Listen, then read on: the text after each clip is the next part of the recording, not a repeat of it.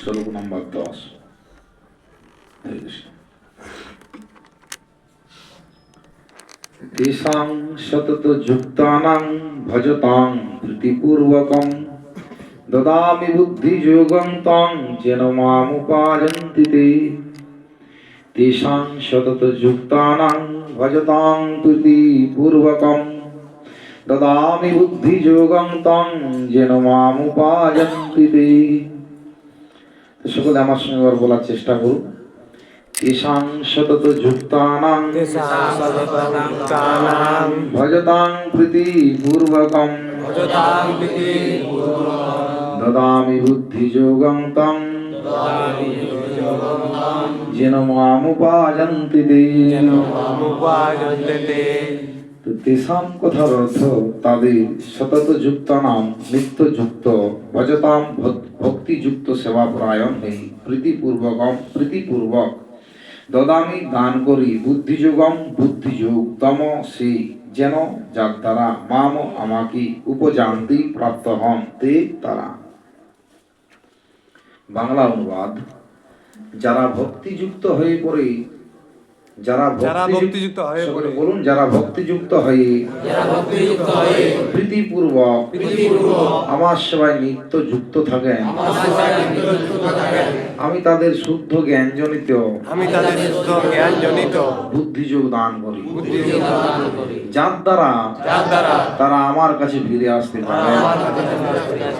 জয় পতিত পাবন জগৎগুরু শিল প্রভুপাদ কি জয়, পতিত পাবন শিল গুরু মহারাজ কি জয়, সমবেত গৌর ভক্তবৃন্দ কি জয়, তাই গৌর সিদ্ধানাথ প্রেমানন্দে হরি হরি বল। তো এখানে এই যে শ্লোকটি পড়লাম, এই শ্লোকটির মূল কথা হচ্ছে বুদ্ধিযোগ। বুদ্ধিযোগ। তো এই বুদ্ধিযোগম কথাটি হচ্ছে অত্যন্ত তাৎপর্যপূর্ণ। তো এই বুদ্ধিযোগ কথার অর্থ কি না, ভগবান বলছেন এই বুদ্ধিযোগ তাকে দান করি। কাকে দান করি না, যে ভক্তিপূর্বক ভক্তিযুক্ত হয়ে প্রীতিপূর্বক নিত্যযুক্ত থাকেন, আমি তাদের শুদ্ধ জ্ঞানজনিত বুদ্ধিযোগ দান করি। এখন প্রভু বুদ্ধিযোগ ভগবান দান করেন, আমাদের কি বুদ্ধি নাই?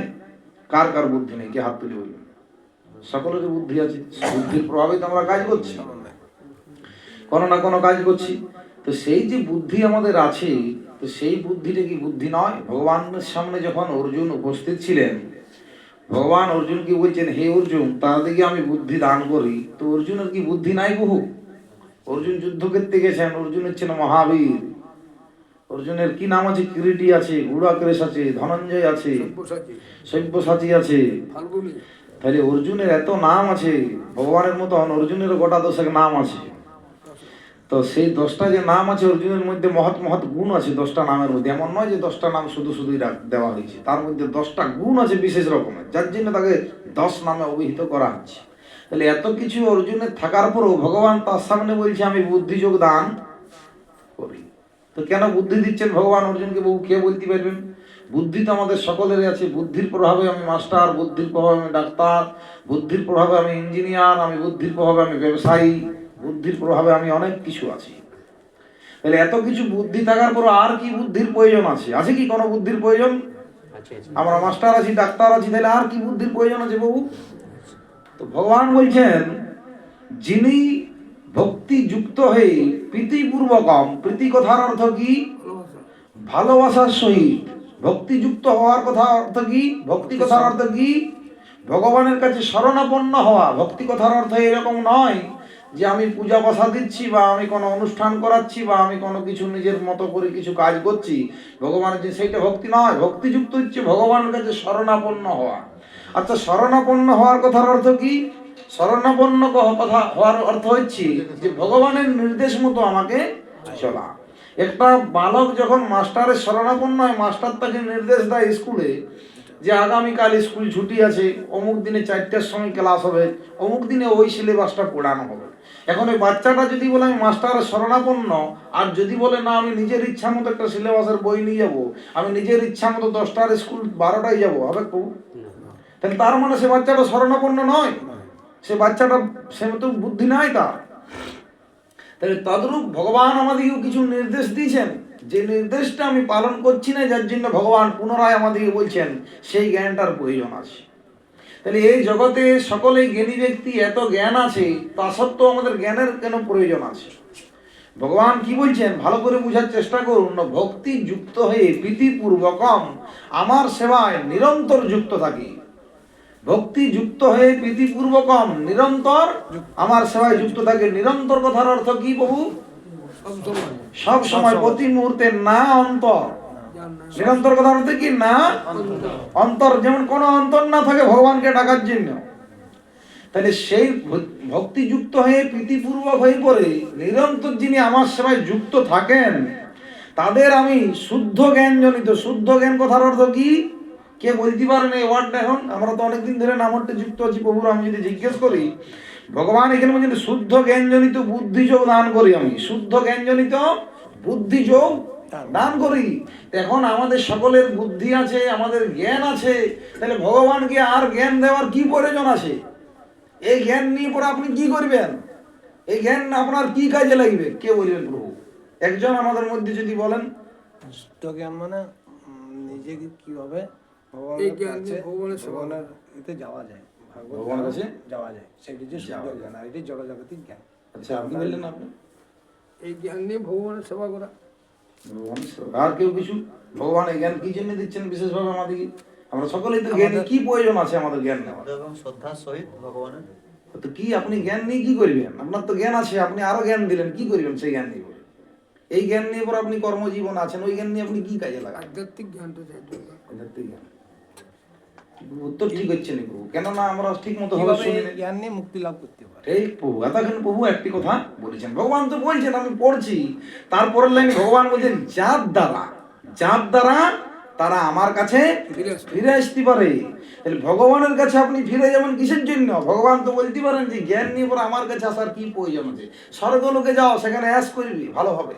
এখানে কি অ্যাশ করছে? ওখানে দ্বিগুণ অ্যাশ করবি। ওখানে অনেক অপ্সরা আছে, অনেক নৃত্য কীর্তন গান বাজনা সব কিছু দেখতে পাবে। দেবতারা অ্যাশ করছে, সুরাপান করতে পাবে। তুমি ব্রহ্মলোকে যাও, সেখানে রাজত্ব করতে পারো। তুমি কৈলাস লোকে যাও, সেখানে তমগুণে আচ্ছাদিত হয়ে অনেক আছে, ভূত প্রেত চণ্ডাল সমস্ত কিছু, সেখানে থাকতে পারো। আরো আমার ঊর্ধ্বে অনেক লোক আছে, 14 ভুবন বিশিষ্ট পৃথিবী, অনন্ত কোটি ব্রহ্মাণ্ড আছে আমার, সেখানে তুমি যেতে পারো। কিন্তু ভগবান ডাইরেক্ট অর্জুনকে বলছেন, হে অর্জুন, আমি যে জ্ঞানটা তোমাকে দিব, যে বুদ্ধিটা আমি তোমাকে দিব, সেই বুদ্ধির প্রভাবে তুমি আমার কাছে ফিরে আসতে পারো। তাহলে বুঝতে পারছেন আমরা কি লেভেলের কথা আপনাদেরকে শোনাচ্ছি? আমার কথা এটা কে বলছেন কথাটা? স্বয়ং ভগবান শ্রীকৃষ্ণ বলছেন। কেন তার কাছে ফিরে আসতে বলছেন? যাতে করে আমরা জন্ম মৃত্যু সার্কেলে আর না ঘুরি, যাতে করে আমরা এই জীবনে যন্ত্রণা উপভোগ না করি, যাতে করে জীবনে এই কষ্টের মাধ্যম দিয়ে থেকে পরে আমরা মায়ার জালে জড়িয়ে আর নরকের দিকে না যাই। তার জন্য প্রভু আমাদের পরিষ্কার বলছেন, তাকে আমি শুদ্ধ জনিত জ্ঞান প্রদান করি, ভক্তি। তো কিন্তু এই জ্ঞানটা পাওয়ার জন্য কি কি প্রয়োজন আছে আপনার কোয়ালিটি? ভগবান কি বললেন? এই জ্ঞানটা অর্জন করার জন্য, এই বুদ্ধিটা পাওয়ার জন্য, স্বয়ং ভগবানের কাছে ফিরে যাওয়ার জন্য আপনার কি কোয়ালিটির প্রয়োজন আছে? আপনার তো একটা কোয়ালিটি আছে। আপনি ভগবান এখানে এমনি এমনি যাবেন? আপনি কি ধুতি পাঞ্জাবি পরে যাবেন, তিলক করে যাবেন? ভগবান বলেছে নিরামিষ আহার করে যাবেন? কি করে যাবেন? তাইলে ভগবান এখানে কি করে যাবেন? ভগবান বলছেন যারা ভক্তিতে যুক্ত হয়। ভক্তি আপনি কোথায় পাবেন? ভক্ত সঙ্গে পাবেন। আমরা কেউ বলতে পারছি না কি করি প্রভু ভক্তি করবেন। ভক্তি যদি আমরা না জানি, আমি কি বললাম আজ আমরা দোকানে প্রভু বললেন যে প্রভুপাদ বলছেন, আমি যদি নিরন্তর সেবায় যুক্ত থাকি বা কৃষ্ণ সেবাতেই যুক্ত থাকি, দায়িত্ব পালন করি, যদি দায়িত্ব পালন করার পরে আমার মধ্যে কৃষ্ণ প্রেমে ভাবনা বিকশিত না হয়, তার মানে আমি কেবলমাত্র সময় নষ্ট করছি। যে আমার মধ্যে এই যে ভাবনাটা জাগছে না, আমি কৃষ্ণকে ভালোবাসতে পারছি না, এতক্ষণ পর্যন্ত আমার পুরো সময়টা নষ্ট হয়ে গেছে। এই সময়টা আমার নষ্ট হয়ে গেছে। সময় কেন নষ্ট হচ্ছে? শাস্ত্রে কি বলা হচ্ছে? দুর্লভ মানুষ দেহি। দুর্লভ মানুষ দেহি। কেন দুর্লভ মানুষ দেহি? 84 লক্ষ জীবের মধ্যে মনুষ্যতা হচ্ছে দুর্লভ, যার মাধ্যমে এই দেহটাকে ব্যবহার করে আপনি ভগবত ধাম যেতে পারেন।